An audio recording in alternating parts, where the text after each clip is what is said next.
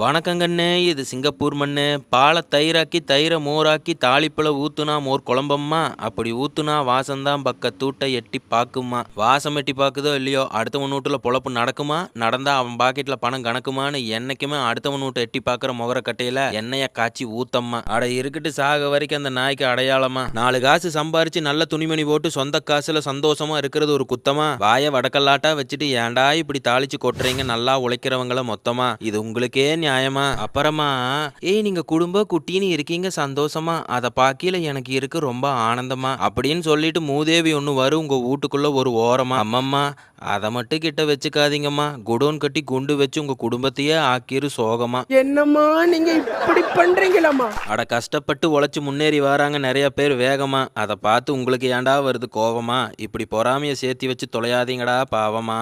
நானும் அப்படியே போயிட்டு வாரம்மா. பரட்டா